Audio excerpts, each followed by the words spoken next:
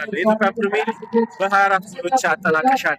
ትንሽ ቢሸነፍም ዋንጫውን ቢያጣም አንቺ ግን የኮከብ ጎል አስቆጣሪነት አግኝተሻል። ውድድሩ እንዴት አገኘሽው?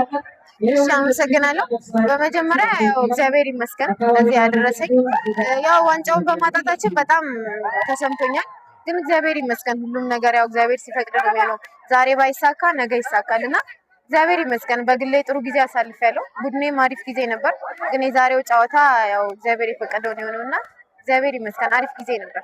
የገጠማችሁት በተደጋጋሚ ሻምፒዮን የሆነው ኢትዮጵያ ንግድ ባንክ ነው። ዛሬ አጣ ነው የምትዩ ማለት ምን ነበር? እውነት ለመናገር ስንመጣ ይሄ ትልቅ ቲም ነው ምናምን ብለን እንትን ብለን አልመጣንም፣ ግን እግዚአብሔር ይመስገን ማለት ይሄ የወረደም ነገር አላሳየንም ብዬ አስባለሁ። በጣም ተፋልነናል እስከ መጨረሻው። እግር ኳስ ደግሞ ይሄ ነው ማለት አንዱ እንትን ሲል ያው ሜዳ ላይ የለፋ ያገኛል እና ከነሱ የተሻለን ነበር፣ ግን ያው እግዚአብሔር ይመስገን ሁሉም ነገር እሱ በፈቀደው ነው የሆነው። ንግድ ባንክ ጠንካራ ቲም ነው። ያው ከዚህ በኋላም እኛ የምንሰራው ለዋንጫ ነው።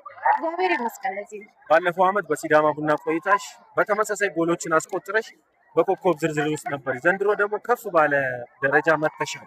ቀጣይ ምን እንጠብቅ? ምን ታልሚያለሽ? እኔ በግሌ ያው ብዙ አላማዎች አሉኝ። እንደ ማንኛውም ሰው ውጪ ወጥቶ የመጫወት ህልም አለኝ።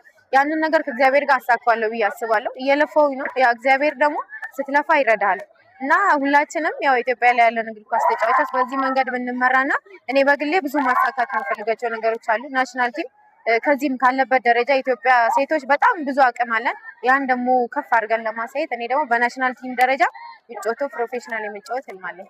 ምናልባት ሁሉ ጊዜ ጂም ውስጥና ብረት ቤት ነው የምታሳልፈው ይባላል።